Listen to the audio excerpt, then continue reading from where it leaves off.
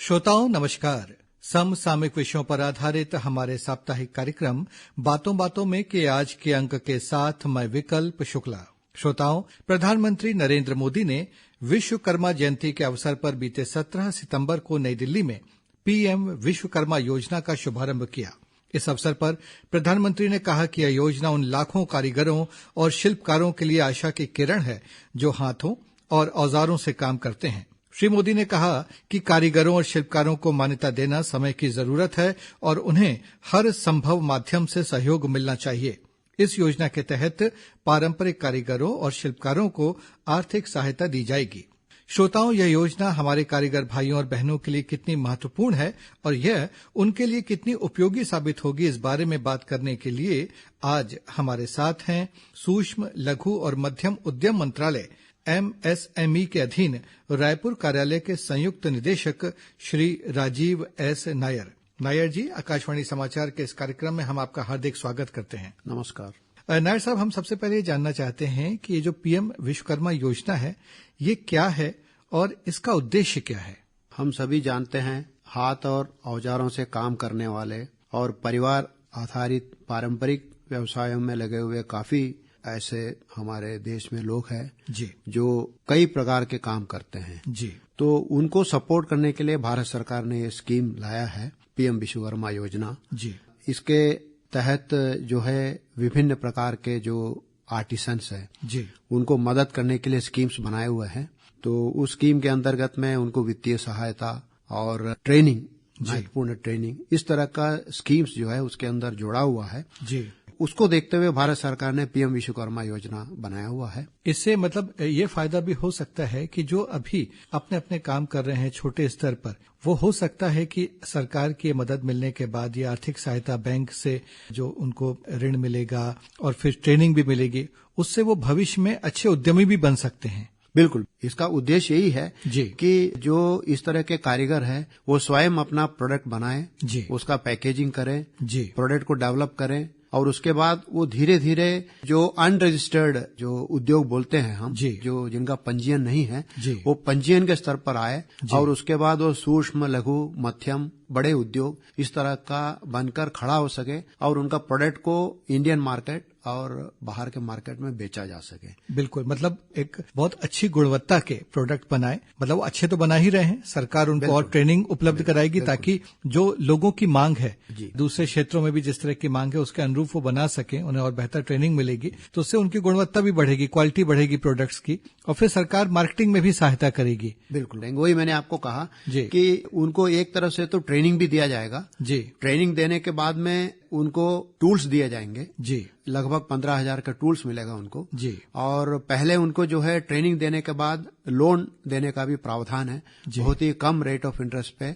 औजारों की उनको एक पूरी किट दी जाएगी, पूरी किट 15,000 पूरा एक किट दिया जाएगा जी, और उसके अलावा उनको ट्रेनिंग के बाद, पहला जो ट्रेनिंग होता है ट्रेनिंग के बाद उनको किट देने का प्रावधान है जी। उसके अलावा जो है पहला जो 5 दिन से 7 दिन का जो ट्रेनिंग होता है जी, उसके बाद उनको जो है 5% पे 5% रेट ऑफ इंटरेस्ट पे। तो ये जो ट्रेनिंग होगी वो कहाँ पर होगी उनकी, मतलब उन्हें क्या बहुत दूर तो नहीं जाना पड़ेगा इस ट्रेनिंग के लिए? नहीं, बहुत दूर नहीं जाना पड़ेगा। प्रावधान इस तरह से किया जा रहा है कि जिस जिले में वो रहते हैं उसी जिले में उनका ट्रेनिंग हो जाए जी। उसमें स्किल डेवलपमेंट मंत्रालय जो है भारत सरकार का, वो उसका स्कीम्स बना रहा है उनको कहाँ कहाँ ट्रेनिंग दिया जाएगा जी। जैसे हमारा ITI है, कुछ कॉलेजेस है, इंजीनियरिंग कॉलेजेस है, वहां पर उनको ट्रेनिंग दिया जाएगा। अभी नायर साहब जो बता रहे थे आपकी इस योजना के तहत ये जो कारीगर भाई हैं हमारे और शिल्पकार हैं, तो इनको किस तरह की आर्थिक मदद दी जाएगी बैंक की तरफ से या बाकी भी, इसके बारे में आप हमें विस्तार से बताइए। इसमें यह है कि जो हमारे विश्वकर्मा है जी, उनको सबसे पहले तो उनका जो भी रजिस्ट्रेशन है वो होने के बाद में जी उनको ट्रेनिंग दिया जाएगा जी। ट्रेनिंग एक बार दे देने के बाद में उनको 15,000 तक का जो है टूल किट मिलेगा जी, और 1 लाख का आर्थिक सहायता मिलेगा जी, 5% रेट ऑफ इंटरेस्ट पे जी। ये एक तरह का लोन है जी, जो कि उनको 18 महीने में वापस करना है जी, और अगर 18 महीने में वो कर देते हैं जी, और उसमें वो सक्सेसफुल हो जाते हैं तो फिर उनको जो है दूसरा एक और ट्रेनिंग दिया जाएगा और उसके बाद 2 लाख का जो उनको आर्थिक मदद मिलेगा, 5% रेट ऑफ इंटरेस्ट में उनको फिर लोन मिलेगा जी। तो ये इसमें जो फाइनेंशियल है, आर्थिक तरह से जो मदद है, ये उसमें बनाया हुआ है। अच्छा, ये नायर साहब जैसे जो ट्रेनिंग होगा वो आमतौर पर कितने दिनों का होगा, कितनी अवधि की ट्रेनिंग होगी, क्या इसके बारे में भी कोई खाका तैयार किया गया है? बिल्कुल किया हुआ है। पहला जो ट्रेनिंग है इनको 7 दिन का होगा, 5 से 7 दिन जी। और दूसरा जो ट्रेनिंग इनको देना है, एडवांस जो ट्रेनिंग है जी, वो होगा 15 दिन का। अच्छा। अजय, एक और महत्वपूर्ण चीज आपको बताना चाहूंगा जी, कि ट्रेनिंग के दौरान जी इनको प्रतिदिन 500 रुपए के हिसाब से स्टाइपेंड भी दिया जाएगा। जी बिल्कुल, क्योंकि वो अपना काम छोड़कर आएंगे। बिल्कुल, बिल्कुल। और ये आमतौर पर जो हमारे कारीगर भाई बहन हैं वो रोज कमाते खाते हैं। हाँ जी, हाँ जी। तो ट्रेनिंग के दौरान रहेंगे तो उनका कोई आर्थिक नुकसान ना हो,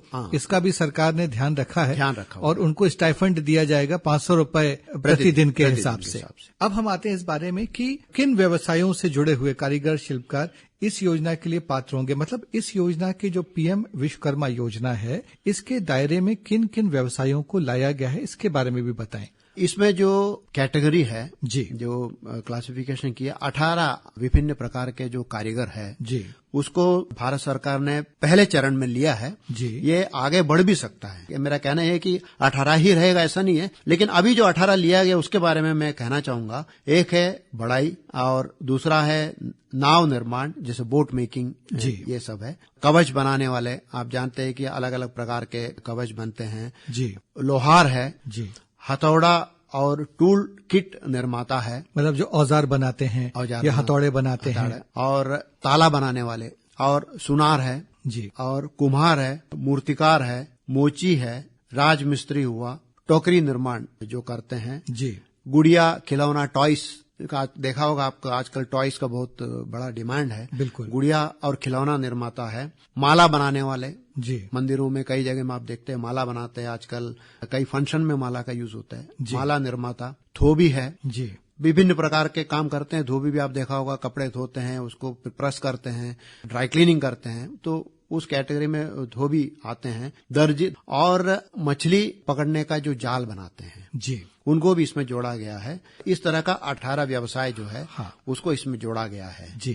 जो ये स्कीम बेसिकली अभी फिलहाल 18 व्यवसाय के लिए है जी। देखिए नायर साहब, अभी तो आपने बताया कि योजना क्या है, उसके उद्देश्य क्या है, उसके तहत किस तरह की जो है मदद सरकार देगी उन्हें, प्रशिक्षण या दूसरी आर्थिक मदद। अब हमें ये बताइए कि जो भी हमारे कारीगर बंधु हैं जो इस योजना का लाभ लेना चाहते हैं, क्योंकि इतनी अच्छी योजना सरकार ने बनाई है, तो उसकी पात्रता की शर्तें क्या होंगी? मतलब कौन से लोग एलिजिबल होंगे, कौन से लोग पात्र होंगे इस योजना का लाभ लेने के लिए? सबसे पहले जैसे मैंने कहा, जो 18 आर्टिसन हैं उसमें होने चाहिए जी। मतलब पहले तो इस काम से जुड़े हुए होना चाहिए, ये पहली शर्त है। ये पहली शर्त है जी। दूसरा, आयु कम से कम 18 साल का हो जी। और दूसरा यह है कि इनको रजिस्टर करना है। ये कहाँ पे पंजीयन करना होगा? पंजीयन कॉमन सर्विस सेंटर जो होता है, अच्छा, लोक सेवा केंद्र में जाकर, अपने करीब के लोक सेवा केंद्र में जाकर उन्हें वहाँ अपना पंजीयन कराना होगा। वहाँ जब जाएंगे तो अपना मोबाइल लेते जाएं जी, आधार कार्ड लेते जाएं और अपना रेशन कार्ड है जी, इसको ये 3 चीज जरूर लेके जाएं। मोबाइल, आधार और राशन कार्ड लेते जाएं तो वहाँ पे ज्यादा सुविधाजनक रहेगा, लेके जाएंगे तो उससे जो है OTP बेस्ड, आधार बेस्ड उनका जो रजिस्ट्रेशन है वो वहाँ पे हो जाएगा। मतलब इसके लिए अलग से इस योजना का पोर्टल होगा? अलग से पोर्टल है जी। तो वो जो लोक सेवा केंद्र में जो भी संचालक होगा वो इसको बताएंगे कि भाई हमें इस योजना के तहत अपना पंजीयन कराना है, पीएम विश्वकर्मा योजना के तहत, तो उसके पोर्टल में जाके वो इनका पंजीयन कर देगा और जो OTP है वो इनके मोबाइल पे आएगा, जिसके आधार पे इनका पंजीयन हो जाएगा। बिल्कुल। ये सब जब ये अपना जो ये दस्तावेज जो आपने बताया, आधार कार्ड और राशन कार्ड दिखाएंगे तो उसके आधार पे हो जाएगा। और इनकी जो आयु है वो 18 वर्ष से ऊपर होना चाहिए जी। पंजीयन होने के बाद इनका जो है एक सर्टिफिकेट जनरेट होगा जी, और एक आइडेंटिटी कार्ड जनरेट होगा। अच्छा, उससे ये होगा कि आप जो है इस स्कीम के लिए पात्र है। और आगे जब ये अपना किट मांगेंगे या फिर अपना लोन लेने के लिए इच्छा जाहिर करेंगे तो ये कमेटी है, वो कमेटी उसको अप्रूव करेगा, तो फिर बाकी चीजों के लिए इनको पात्रता रहेगा। अच्छा, जैसे ये लोक सेवा केंद्र जाएंगे और वहाँ पर अपना पंजीयन कराएंगे और जो प्रक्रिया आपने बताई है, तो इसके लिए कोई शुल्क वगैरह उन्हें लगेगा? कोई शुल्क नहीं है, कोई शुल्क नहीं। मुफ्त है, पूरी तरह से निःशुल्क है।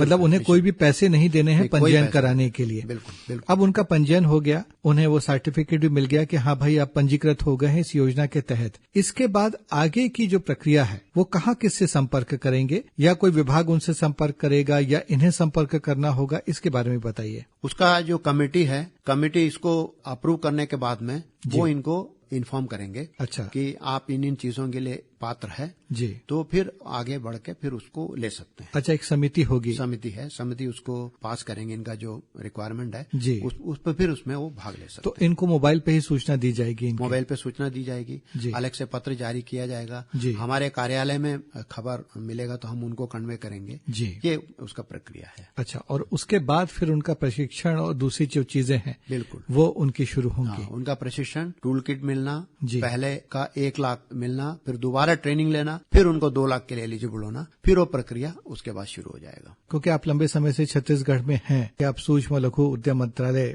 को देख ही रहे हैं यहाँ पर, तो आपको क्या लगता है कि एक अंदाजन कितने यहाँ पर ऐसे कारीगर होंगे छत्तीसगढ़ में हमारे? क्या कोई डेटा है अभी हमारे पास में जो इस योजना के तहत पात्र हो सकते हैं? क्योंकि अभी पंजीयन अभी शुरू नहीं हुआ है जी, तो ऐसा मैं कह नहीं पाऊंगा कितना होगा करके जी, लेकिन एक अंदाजन ये है कि काफी लोग हैं जो इस फील्ड में काम करते हैं, इस तरह के कारीगर है। एक बार पंजीयन शुरू हो जाएगा तो नंबर सामने आएगा और इनका काफी महत्वपूर्ण योगदान है जी हमारे देश को बनाने में जी। अच्छा नायर साहब, क्योंकि आप एक लंबे समय से जो है वो सूक्ष्म और लघु जो उद्यम है उन्हें आप देखते आ रहे हैं, उनको प्रोत्साहित करते आ रहे हैं, और यहाँ पे छत्तीसगढ़ में उस कार्यालय के आप मुखिया भी हैं, तो हमें ये बताइए कि कितना फायदा होता है जब एक कोई छोटा व्यवसायी जब वो उद्यमी बनता है तो उसको किस तरह का फायदा होता है, ये बताइए। उद्यमी जब वो बनने आते हैं जी, या वो चाहता है बनना, या सबसे पहला यह है कि उसको प्रोडक्ट सिलेक्शन करना रहता है जी। सूक्ष्म उद्योग है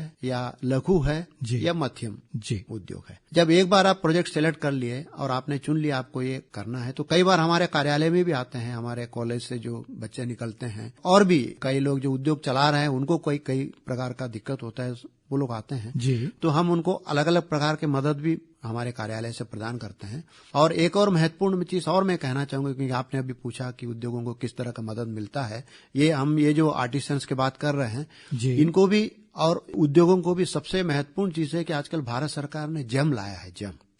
जेम का मतलब गवर्नमेंट ई मार्केटिंग जी। गवर्नमेंट ई मार्केटिंग में क्या होता है कि आप जो भी प्रोडक्ट बनाते हैं आप उसमें जाकर रजिस्टर कर सकते हैं जी। रजिस्टर करने का जो प्रक्रिया है हम लोगों को सिखाते हैं कि आपको किस तरह से जाकर रजिस्टर करना है, उसके लिए कैंप लगवाते हैं। उसमें फायदा यह रहता है कि वो लोग जो है अपने प्रोडक्ट को डायरेक्ट सेल कर सकते हैं जी, ये कोई इंटरमीडिएटरी नहीं रहता है जी, मतलब बीच में कोई बिचौलिया नहीं रहता, कोई बिचौलिया नहीं है। आजकल हमको जो भी सामान खरीदना है हम जेम के थ्रू जी बिल्कुल खरीदते हैं, तो एक मार्केटिंग सपोर्ट जी बहुत बड़ा उनको मिल जाता है जब वो गवर्नमेंट प्लेटफॉर्म में आ जाते हैं जी जेम में। उसके अलावा जो है मार्केटिंग के लिए बहुत सपोर्ट चाहिए रहता है। छोटे जो उद्योग है या जो इस तरह के अभी हमने 18 जो आर्टिसंस के बारे में जो बताया है जी, इनको सबसे बड़ा दिक्कत है कि हम मार्केटिंग कैसे करें। हाँ, मतलब हमने उत्पाद तो बना लिया, अब उसको बिक्री के लिए बाजार तक कैसे पहुंचाएं, उनको बाजार कैसे मिलेगा। तो जब वो पंजीयन करा लेंगे, इस योजना के दायरे में आ जाएंगे तो उनकी ये समस्या सबसे बड़ी दूर हो जाएगी। आज के समय में प्रोडक्ट बनाना आसान है जी, मिशनरी भी ले सकते हैं जी, लोन भी काफी हद तक आसान हो गया जी, लेकिन प्रोडक्ट बनने के बाद उसको बेचेंगे कैसे जी। तो यहाँ पे क्या है, हम मार्केटिंग सपोर्ट के लिए एग्जीबिशंस को प्रोत्साहित करते हैं जी। आप नेशनल लेवल पे, इंटरनेशनल लेवल पे आप एग्जीबिशन लगाइए जी, उसके लिए हम सब्सिडी देते हैं जी। वहाँ पार्टिसिपेट करने के लिए, जो स्टॉल लगाने के लिए जो पैसा लगता है जी, आने जाने का जो पैसा लगता है जी, ये जो आर्टिसन का स्कीम का भी मकसद यही है कि उनको धीरे धीरे एमएसएमई सेक्टर में लाए, ताकि इस तरह के जो बेनिफिट है, आपको जेम में जाना है, आपको मार्केटिंग का सपोर्ट चाहिए है और गवर्नमेंट डिपार्टमेंट का आपको सपोर्ट चाहिए और आपको लार्जर लोन लेना है, ये सब चीजें जो है, और इसके अलावा आपको अलग अलग विभागों के साथ जोड़ना जी। जैसे एनएसआईसी एक विभाग है, केवीआईसी एक विभाग है, स्टेट गवर्नमेंट में जिला व्यापार एवं उद्योग केंद्र है, उनके कई स्कीम्स है, सब्सिडीज है, इन सब के साथ जोड़ना भी एक महत्वपूर्ण काम है, जिससे कि उद्योगों को प्रोत्साहित करने में ज्यादा मददगार स्थापित होगा। बहुत बहुत धन्यवाद नायर साहब, आपने बहुत महत्वपूर्ण जानकारी दी और बड़े विस्तार से इस पूरी योजना के बारे में हमारे श्रोताओं को बताया। हम आकाशवाणी समाचार की ओर से आपका हार्दिक आभार व्यक्त करते हैं। धन्यवाद। तो श्रोताओं, इसी के साथ समसामयिक विषयों पर आधारित हमारा साप्ताहिक कार्यक्रम बातों बातों में का आज का ये अंक संपन्न होता है। अगले हफ्ते एक नए विषय के साथ हम फिर हाजिर होंगे। अब हम आपसे विदा लेते हैं। नमस्कार।